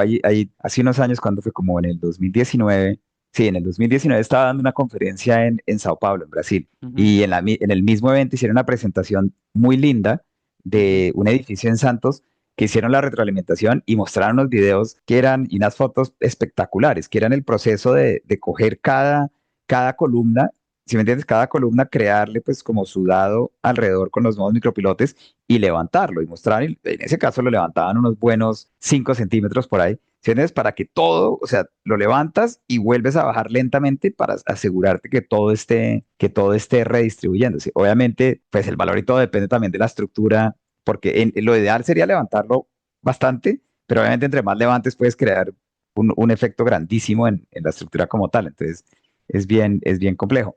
Pero es importante ser consciente de eso, que hay que hacerlo, porque si tú solamente haces los micropilotes y pones una zapata al lado, esos micropilotes jamás van a ver carga. Sí, es cierto. Entonces deberíamos especificar en los planos que debería izarse o levantarse o con un gato levantar la cimentación existente Ujú, o al menos 1 centímetro para que active a los micropilotes, ¿no? Al momento de ujú, volver a sentarse, ¿no? A haber un asentamiento de la cimentación al estar en contacto con el suelo nuevamente, ¿no? Y para que se ujú. asiente esto en conjunto y de esa manera los micropilotes puedan trabajar y activarse y valga la pena hacer el esfuerzo, ¿no? Y lo que decía también es, hay que diseñarlo apropiadamente porque como la carga se va a ir a lo que es más rígido, Ujú. si creaste un sistema que es mucho más rígido al existente, entonces la carga puede irse toda al nuevo sistema, lo cual, pues digo, puede estar bien si lo diseñaste de esa manera, pero sí me entiendo lo que quiero decir. Imagina, voy a poner un ejemplo absolutamente, pues, exagerado, pero si tú pusiste, los pilotos iniciales eran de un material más compresible, ¿sí me entiendes? Que se deforma más, y los nuevos micropilotes son de acero con una deformación muy baja. Cuando vuelvas a poner la carga, toda se va a ir a los nuevos micropilotes porque se van a deformar mucho menos que los existentes. Entonces, esa compatibilidad de formación hay que tenerla en cuenta para no ir a sobredimensionar, digamos, la retroalimentación, porque lo que terminas es que entonces ahora todas las fuerzas te van a eso, y si no le diseñaste que tomara toda la fuerza, sería problema. En muchísimos casos es tal la dificultad que terminas diciendo, vamos a asumir que los nuevos microplatos se van a encargar de todo. ¿Sí me entiendes? Entonces voy a asumir el caso en el cual todas las cargas, pero bueno, dicho eso depende de un análisis ya pues obviamente muchísimo más evolucionado, y es un análisis más que nada estructural, Sí, no tanto geotécnico. sí, en mi experiencia sobre evaluación de edificios existentes, nos tomamos con la sorpresa de que al evaluar las cargas en cimentaciones, las presiones transmitidas en la cimentación en muchos de los casos son mayores a la presión admisible del estudio hecho en la época. Pero Wow. luego dicen, oye, pero en el edificio no pasó nada, se mantiene en pie. Entonces Ujú, luego posteriormente lo que yo suelo hacer es verificar que esas presiones al menos sean menores a 3 veces la presión admisible, porque por el factor de seguridad de 3 por hundimiento o asentamientos, ¿no? Entonces lo que se puede entender de eso es que, bueno, probablemente las presiones en la cimentación superaron la presión admisible por asentamientos, pero después de construir el edificio hubo unos pequeños asentamientos, pero fue todo de una manera homogénea que no ocasionó distorsiones angulares en la ujú. cimentación y no ocasionó problemas de fisuramiento o asentamientos diferenciales en la estructura arriba, ¿no? Que sean notorios y causaran problemas estructurales. Y ya lo que se suele hacer es ya reforzar las zapatas en sí cuya presión transmitida al suelo sea mayor a 3 veces la presión admisible, ¿no? ¿Usted cree que está correcto? O porque también lo que también se suele hacer es, oye, hacer un nuevo estudio geotécnico porque el suelo está más consolidado, el suelo está diferente, claro, ¿no? Y o sea, hacer un nuevo estudio geotécnico que sea más acorde a las condiciones actuales del suelo. Probablemente me gusta más la segunda, porque pues lo que tú dices, o sea, si yo cojo el admisible y lo multiplico por 3, lo que estoy haciendo es devolviéndome a la capacidad portante última. O sea, Ujú, ¿cómo llegamos a ese valor? Tú calculas la capacidad portante última, la divides por 3 y eso se convierte en el admisible. Entonces, ujú, claro, cuando tú coges la admisible y la multiplicas por 3, lo que estáis diciendo es que la carga está menor a la última. De otra manera, lo que estás diciendo es que el factor de seguridad no es 3, pero es un valor entre 1 y 3, ujú, ¿cierto? Y digamos que nosotros hemos tenido proyectos similares en los que se hace el ejercicio así, y lo que encontramos es que, bueno, en vez de tener un factor de seguridad de 3 tenía un factor de seguridad de 1,5 o algo así, ujú, lo cual ujú. quiere decir, hoy en día tiene un factor de seguridad de 1,5. Obviamente tienes el hecho de que la estructura ha estado, digamos, con una vida útil, no ha tenido fisuramiento, no ha tenido problemas, y todo va en cuanto a ese factor de seguridad. Ahora, si yo estoy haciendo un nuevo edificio y tengo un factor no lo puedo diseñar con un factor de seguridad de 1,5, tengo que diseñarlo con uno de 3. Pero si el edificio lleva mucho tiempo, tiene un factor de seguridad de 1,5 y ha funcionado bien, pues es el manejo del riesgo. El riesgo es menor, pues porque digamos que él ya probó que no tenía problema. Sin embargo, ahí yo siempre digo que eso es jugar con fuego, porque pues ahí lo que estamos haciendo es desviándonos, digamos, de la normatividad y son riesgos que realmente no deberían ser en el ingeniero en asumirlos, sino en el dueño. ¿Sí me entiendes? Para mí, o sea, ¿a dónde va? Con lo que yo aprendo, con lo que yo sigo de los códigos, hay ciertas normas. Si me voy a desviar de eso, el riesgo no lo tomo yo, sino el riesgo lo debe tomar es el cliente en saber cuánto quiere asumir y cuánto quiere ahorrar. Yo no quiero tomar ningún riesgo. A mí me encanta dormir por la noche sin problemas y sin pensar que mis proyectos se van a caer. Entonces, pues yo jamás corto factores de seguridad para el beneficio de un cliente. ¿Sí me entiendes lo que quiero decir? O sea, si el cliente es el que se va a ahorrar la plata, él es el que debe no poder dormir por la noche, no yo. Entonces Ujú. yo prefiero que esa dirección me la den a mí más que yo darlo. Y mi recomendación es, si tiene que cumplir el código, tiene que reforzar y tiene que volver a un factor de seguridad más amplio. ¿Sí me entiendes? Porque de otra manera tú estás tomando ese riesgo y el ingeniero no es el que debe tomar el riesgo, nosotros solamente damos la recomendación, pero el riesgo lo toma el dueño, ¿no? Él es el que tiene que entender su relación costo-beneficio de la inversión en una cimentación mucho más rígida. Ahora, lo que tú dices también tiene mucho sentido y es que obviamente si la estructura ha estado por mucho tiempo y ha logrado consolidar los suelos que hay abajo y eso, probablemente podemos utilizar unos parámetros mucho mejores a los que se utilizaron en el diseño original. Quiere decir que si hacemos la investigación del subsuelo y encontramos que tenemos un suelo mucho ya mejorado, pues probablemente la capacidad portante que calculemos nos va a dar una capacidad mayor. Entonces, son todas esas interacciones que son complejas, pero yo lo digo, en Colombia, por ejemplo, desafortunadamente hay muchos casos de cómo el factor de seguridad cada vez se le trata de quitar y de quitar y de quitar más. Y está, digamos, los edificios Space en Medellín, que se construyeron y cada vez se les quitaba menos factor de seguridad y bueno, y terminaron colapsando. Uno terminó colapsando, el resto les tocó demolerlos porque literalmente desde el punto de vista de ingeniería, el margen que han dejado de factor de seguridad era muy pequeño. Y obviamente cuando la tragedia empieza a pasar es complejo. Entonces, esa es la realidad, pero sí, yo siempre trato de cuidarme mucho, pues por lo que te digo. En mi visión, esos riesgos son del dueño, no del ingeniero. Sí, es cierto, ingeniero, concuerdo con usted, por ejemplo, porque desde el punto de vista estructural, por ejemplo, cuando me toca hacer una evaluación estructural, nosotros siempre pedimos, aparte de solicitar que se exhiban las cimentaciones, hacer excavaciones en los sótanos, hacer pruebas hacer diamantinas o tomar testigos de los pilares, las Ujú. columnas, en las vigas. Y generalmente lo que hace el propietario, el dueño, se le entiende también, ¿no? Porque él piensa mucho en su economía, en su producción y en no parar. Lo que ellos quieren es no detener la atención,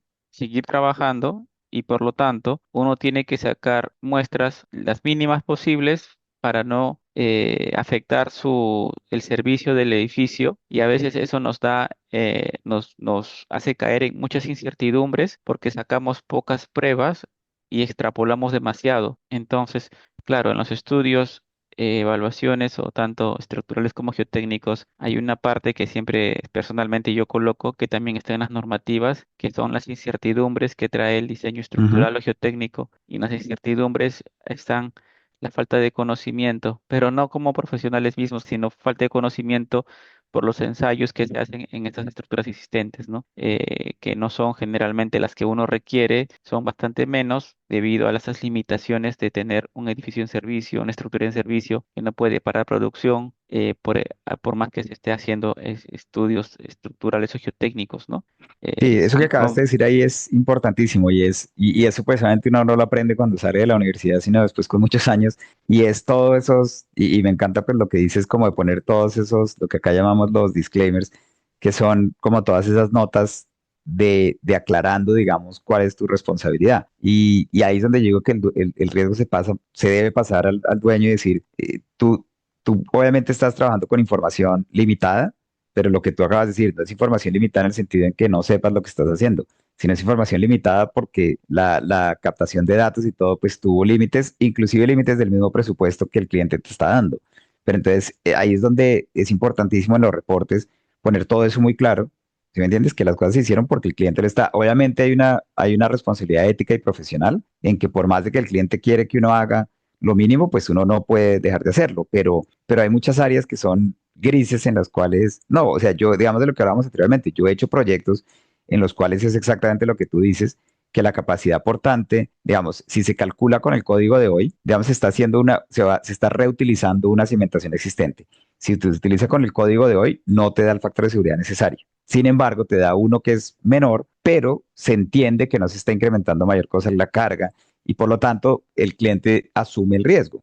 Si entiendes, decir, ok, está bien, su cálculo está bien, al estándar de hoy no le da un factor de seguridad de 3, pero pues le da un factor de seguridad de 2, pero tiene 20 años o 40 años que se vaya utilizando la estructura, pero esa parte es la que es muy importante aprender a redactar en los reportes, decir, o sea, esto, lo que está diciendo tiene sentido, pero acá el riesgo lo está tomando usted. Mejor dicho, si es por mí, yo le diseño unos caissons y ponemos esto en una nueva cimentación y nadie toma ningún riesgo. Pero obviamente usted no quiere eso por el costo, pero entonces yo tengo que, mi professional liability, tengo que limitarlo y tengo que expresar que esto es lo que se está dando. Acá no se está garantizando, siempre evitar la palabra garantizar, que jamás se va a garantizar nada. Lo que se está haciendo es se está haciendo, digamos, pues un cálculo y un servicio debido a la condición que dio el cliente y cualquier cosa es responsabilidad del cliente. Entonces, eso es complicadísimo porque obviamente el cliente jamás quiere ver esas notas en los reportes y jamás quiere ver nada de eso, pero Ujú. toca aprender a hacerlo y empujarlo, inyectarlos. La normativa tiene esos capítulos de incertidumbres, Ujú. de confiabilidad, donde podemos indicarlo, ¿no? Según la normativa, en el capítulo tal, el capítulo tal, el artículo Sí, tal, las exacto. incertidumbres, donde tal, tal, tal.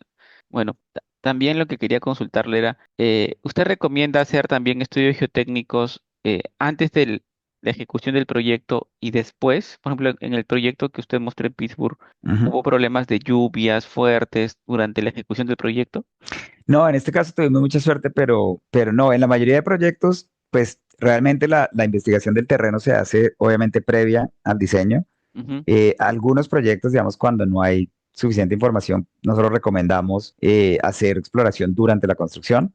Digamos, en Caissons es muy común, porque digamos, si en Caisson uno pues hizo algunas perforaciones, pero pues no hizo en cada Caisson, pero si hay incertidumbre, muchas veces se pueden especificar perforaciones adicionales para confirmar características. En algunos proyectos lo hacemos cuando hay alguna pues preocupación. Y digamos que la otra parte que no hablamos pues es la instrumentación, que en esa es la que yo considero que sí es importante tratar de instrumentar durante la construcción, pero posterior también. Pero ahí volvemos a lo mismo de, por ahora un cliente no tiene mayor interés en tener una instrumentación posterior al proyecto, que una vez quedó construido es como ya, listo, acabamos y nos fuimos. Es raro encontrar un cliente que quiera hacer un seguimiento posterior a lo que ya se construyó. Pero en un mundo ideal, claro, entre más información, mejor. O sea, la información es lo mejor. Sí, cuando yo trabajé en un proyecto en provincia, hicimos un colegio en la Sierra de Perú. Había un estudio geotécnico, pero el estudio geotécnico se realizó cuando no había épocas de lluvias y cuando se hizo la construcción del proyecto, no se consideró estos agentes externos, entonces hicieron las excavaciones para construir las cimentaciones. El problema fue que hubo unas grandes lluvias que inundaron todas las excavaciones, para lo cual se solicitaron un nuevo estudio geotécnico porque se tenía el temor de que estas condiciones afectaran las propiedades iniciales del suelo que se habían considerado para la construcción, ¿no? ¿Usted qué opina al respecto, ingeniero, respecto a eso, ¿no? O sea, Sí, considera que, por ejemplo, inundaciones por lluvia puedan afectar las condiciones locales geotécnicas y bueno, la construcción se debe hacer un estudio geotécnico. Lo ideal sería que se haga en las mismas condiciones ambientales o no sé, locales en las que se va a construir sí, también. esa parte siempre también va en el reporte como las cláusulas del final, que es, obviamente, se hace lo mejor que se puede durante el diseño y se toman perforaciones y se toman las medidas en ese momento y se diseña con base en eso.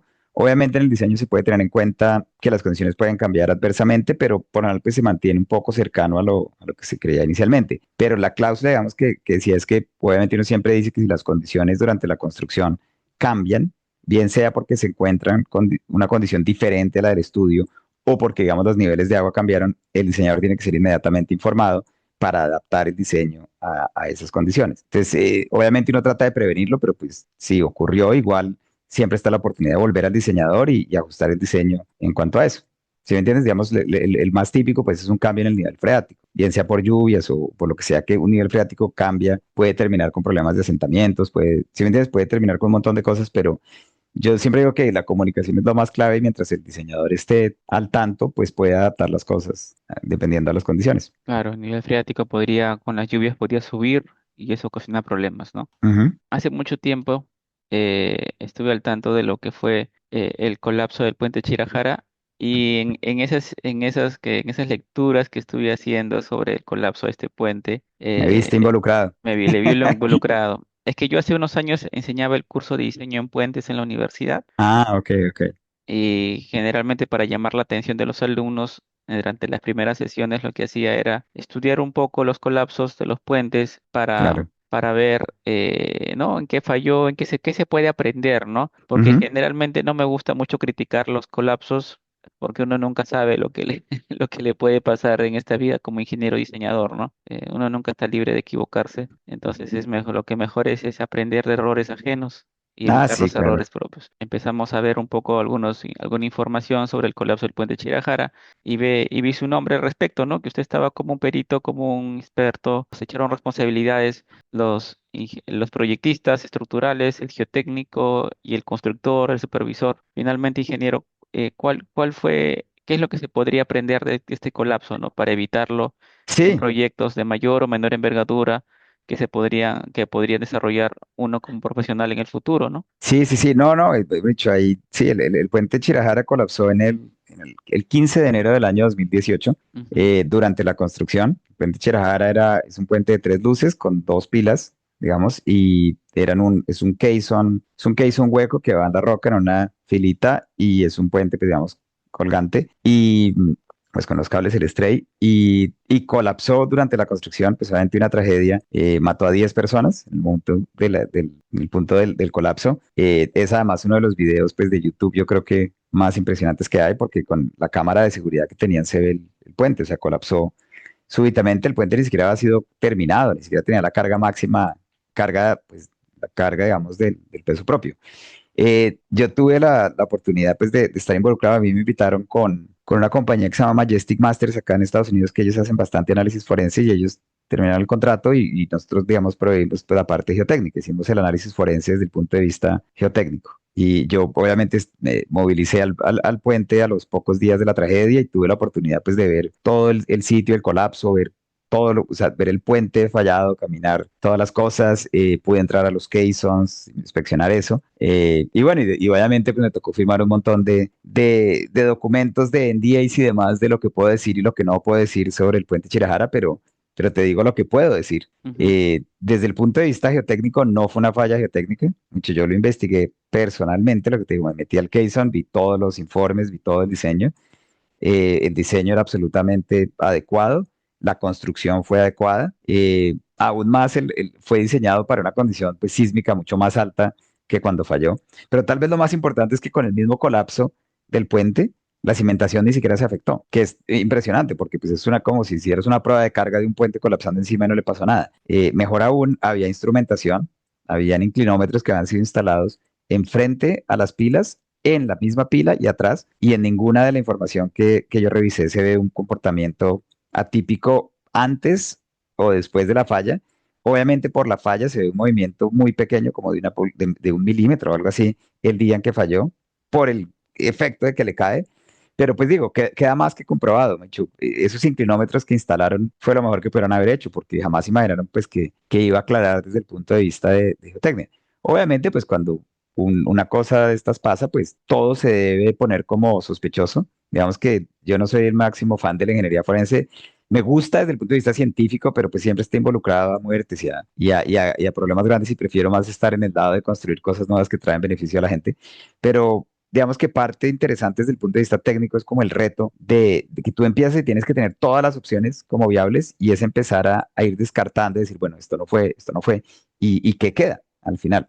La parte de geotecnia, pues obviamente fue una de las principales al principio, pero rápidamente se descubrió pues que no tenía nada que ver con la falla. Según lo que yo vi, mi opinión personal, hubo varios informes, nosotros hicimos uno, que es el de Majestic Master con nosotros, para Coviandes, que era pues, digamos que la concesionaria del puente. A su vez, la ANI tuvo otro informe, la aseguradora del puente, que terminó pagando por el colapso, la aseguradora también tuvo un informe de una compañía, me parece que era una compañía holandesa o danesa, y hubo otros también, una compañía mexicana por parte de la ANI. Todos los informes realmente coinciden en lo mismo y es que es un diseño, es un error del problema estructural. ¿Sí me entiendes? Pues yo no soy la autoridad para decir exactamente qué es. Según cómo se me explicó a mí, es una falta de refuerzo en un elemento crítico, lo cual hizo que cuando la carga llegó, ese elemento no tenía. Hasta ahí te puedo decir porque lo que te digo, pues mi especialidad no es la parte estructural y aunque tengo una versión propia, pues no estoy en capacidad, digamos, de contarla. Creo que me falta esperar como 15 años para poder decirla. Ujú. Pero, pero pues eso fue. Ahora, desde el punto de vista que aprendí de lo que revisé, y eso sí va independiente, es el control de calidad y la falta de control de calidad. En muchas de las cosas que revisé, no relacionadas no a aspectos geotécnicos, se ven cálculos que faltan revisor, planos que no están firmados. ¿Sí me entiendes? Un montón de cosas que no es que necesariamente sea un error, ¿sí me entiendes? Pero vivimos en una profesión en el cual hay un campo grande para error y siempre tiene que haber un procedimiento muy metódico de chequeo. Y Ujú. digamos que en Estados Unidos eso es muy bien establecido, sobre todo en transporte público, porque te lo requieren. O sea, un cálculo tiene que ser hecho por una persona y tiene que ser chequeado por otra persona independientemente. Tienen que estar con las iniciales del día en que se hizo. El reporte como tal tiene que estar escrito por alguien y tiene que estar firmado por dos personas. Alguien lo escribió, pero alguien tuvo que haberlo revisado. Los planos todos tienen que estar firmados, tienen que tener sets de iniciales. Y hay veces son como, parecen ser como cosas muy rígidas que uno dice que tanto realmente le trae al proyecto, pero realmente todos estamos propensos a cometer errores y esa es la importancia de chequear nuestro propio trabajo. Porque te digo, yo en el proceso pues vi un montón de cosas que no tenían un proceso, digamos, adecuado de control de calidad. Esa es como la lección más grande que yo me llevé, porque muestra que tal vez si eso se sigue, cosas así no pasan. ¿Sí me entiendes? Que tal vez son errores que hubieran podido ser detectados en algún punto. Podríamos decir que esto también fue no solamente por una falla estructural, también esta falla estructural fue exacerbada por unas deficiencias capaz en la parte de supervisión y constructivas, ¿no? No, no, pero no, lo que te digo ni siquiera es en el proceso constructivo. O sea, el proceso constructivo todo estaba muy bien. No, era en lo que te digo de falta de control de calidad es en el diseño. En el ¿Sí me entiendes? diseño. En el mismo diseño, sí. No, la construcción fue absolutamente monitoreada y seguida, porque también al principio, pues, esa es una de las posibles causas, ¿no? Es como, ¿sí Ujú. me entiendes? Es como, ¿será que es que faltó un control de calidad? Faltó, pero no, o sea, ese control de calidad se hizo y estaba satisfactorio.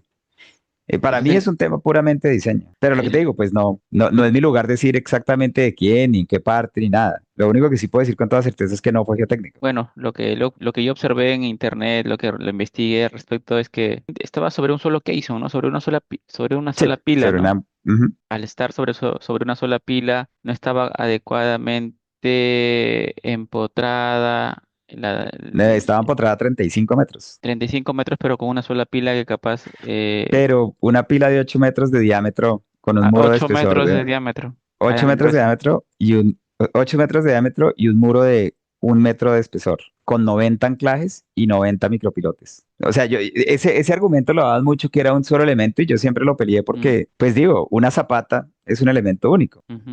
Obviamente es ideal tener redundancia, pero cuando tienes un tamaño tan grande, pues, ¿cuál es el sentido de la redundancia? O sea, si tienes pilotes, claro, pilotes pequeños, pues tienes que tener redundancia, pero esto era un case de una obra grandísima, analizado completamente con elementos finitos, en dos, en tres dimensiones, con cálculos simplificados, y las capacidades que tiene eran, pues, como fueron diseñados para una condición sísmica, eran muchísimo más altos. Y Ujú. lo que te digo, y lo más impresionante es que, o sea, están las mediciones del momento en que falló y no hay ningún movimiento en la cimentación. ¿Sí me entiendes? A la cimentación no le pasó absolutamente nada mientras que lo que estaba arriba colapsó. Entonces, te puedes imaginar dónde está el problema. En esbeltez de la pila. Pero sí, lo que te digo, la pila como tal no No, tuvo me ningún refiero problema. en la esbeltez del pilar, del pilar. Sí, pero ni siquiera, bueno, dicho, es lo que te digo, es complejo. Pues en internet se encuentran muchas cosas, digamos, de la parte del acero, pero porque además también está la evidencia, ¿no? O sea, cuando cae, cuando falla, se ve el acero. Digamos que no lo digo yo, estoy diciendo lo que dicen otros. Digamos que Tom Murphy ha publicado papers, él era parte de lo que estaba en el equipo, y pues él ha mostrado, digamos, que, lo que te digo, que el acero no era suficiente, el que se diseñó no fue suficiente en un elemento crítico. Pero nuevamente yo no soy la persona adecuada para hablar de eso porque yo no soy un ingeniero estructural. O sea, la única parte que te puedo decir con toda certeza es que no fue una falla geotécnica. Sí. ¿Sí me entiendes? Que ese Keyson estaba absolutamente diseñado correcto y estuviera o no diseñado correctamente, pues los hechos son los hechos y la instrumentación muestra que no hubo ningún movimiento. Ingeniero, y como recomendación usted a los estudiantes sería que estudien siempre la geotecnia por más que se dediquen a la construcción, a la, al diseño estructural, ¿no? Yo me acuerdo un profesor de la universidad siempre me Sí, decía, ¿no? Un buen estructural es un buen geotecnista, un buen constructor, tiene que conocer la geotecnia, ¿no? sí, sí, sí, esa parte es, pues es la parte, digamos, de que hablamos porque a muchos nos atrajo la geotecnia comparada a la parte estructural. La parte estructural tal vez es como la más avanzada desde el punto de vista de modelación y cosas así, porque tiene elementos de los cuales sus características son documentadas y se conocen. O sea, tú sabes la resistencia del concreto, sabes la resistencia del acero, se convierte en un problema más de modelación y matemática y crear modelos que sean, digamos, de buen uso. Ujú, La mayor complicación en la geotecnia es que estamos hablando con un material que cambia siempre. No hay dos suelos que sean exactamente iguales, cada proyecto es diferente. Y esa es la parte linda, digamos, de la geotecnia que a mí me gusta porque es tratar de atacarlo con fundamentos de física, digamos, un enfoque muy simplificado, algo muy fundamental, porque la gran variabilidad está es en el material. Entonces, digamos que esa es la parte que para un estructural pues, me parece clave y es reconocer que hay una variabilidad tan grande que esto incrementa el riesgo. Entonces, digamos que siempre hay que tener en cuenta un geotecnista y un geólogo en el proyecto porque las condiciones probablemente son diferentes y son difíciles de modelar. Entonces, digamos que el estereotipo de un ingeniero estructural es que llega y no le da ningún valor a la geotecnia y termina en un problema grande. ujú. Pero pues es parte o sea, todos como ingenieros civiles tenemos que interactuar. Un geotecnista solo con geotecnia pues hace cimentaciones, pero no construye nada más. Para eso necesitamos los estructurales que hagan lo que está arriba, pero a la vez el estructural pues, necesita el geotecnista. Y mientras todos entendamos el valor que los otros traemos y respetemos, digamos, eso, pues vamos a poder tener proyectos muy, muy exitosos, trabajando como un equipo. ¿No? Te lo pongo de esta manera, yo no creo que haya una persona que pueda hacerlo todo, porque obviamente nos especializamos en cosas muy puntuales y un proyecto es una cosa muy compleja que tiene muchos aspectos. Sí, sí, estoy de acuerdo en eso, que es importante que nosotros podamos especializarnos en una rama de la ingeniería, pero conocer o entender un poco de lo demás, ¿no? Un poco de la Entender, geotecnia. exacto, tener, sí, digamos, te lo pongo a mí con la parte estructural. Yo tengo conceptos de ingeniería estructural, pero claramente reconozco mis limitaciones y no creo que sería correcto que yo diseñara el acero, digamos, de una zapata. ¿Sí me entiendes? O sea, no sería mi lugar ni la estructura del muro. Ahora, eso no quiere decir que no pueda evaluar la capacidad estructural de un pilote. Obviamente hay cosas más sencillas que otras, pero entonces es como entender nuestras limitaciones y dónde necesitamos a los otros que se han especializado en cosas diferentes. Como le comenté inicialmente, antes que empiece la charla, hoy recordamos acá en Perú el terremoto de Pisco el 15 de agosto del 2007, que fue un sismo de magnitud 8 que dejó que, muchas pérdidas de vidas, muchos daños estructurales, muchas viviendas destruidas, como 50.000 viviendas destruidas, y agravó, ¿no? También las líneas vitales, ¿no? De agua, desagüe. Y este fenómeno fue bastante agravado por las condiciones locales del suelo, ¿no? Se presentó licuación de suelos, eran suelos de arcilla, arena y amplificación, ¿no? ¿Usted qué recomendaciones daría para en suelos que tengan niveles freáticos altos o que sean propensos a licuación a estos fenómenos de licuación, ¿no? Esa es una parte, pues, digamos que se ha hecho muchos avances en épocas recientes.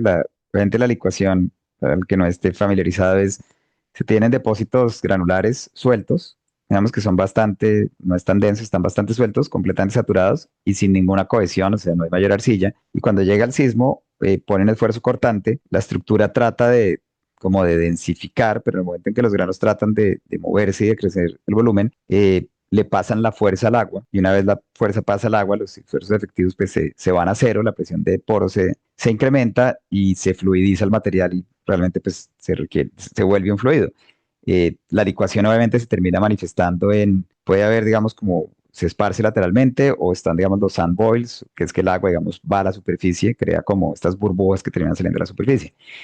Hoy en día, digamos, eso gracias a todos los avances, hay muchas maneras de prevenirlo. Se pueden hacer, digamos, drenajes, se instalan, digamos, drenajes de arena, o sea, perforaciones que se ponen de arena o los weak drains que llamamos, en los cuales si llega a haber un exceso de presión, pues encuentra una manera rápida de salir, pero controladamente. También, digamos, están los RAM Aggregate Piers, que los hace GeoPeer y, bueno, otros contratistas. Hay un montón de tecnologías hoy en día que permiten prevenir de cierta manera eso. Lo más importante es identificarlos, pues digamos que en cualquier proyecto pensar el potencial que puede haber para la licuación y esto diseñar acorde.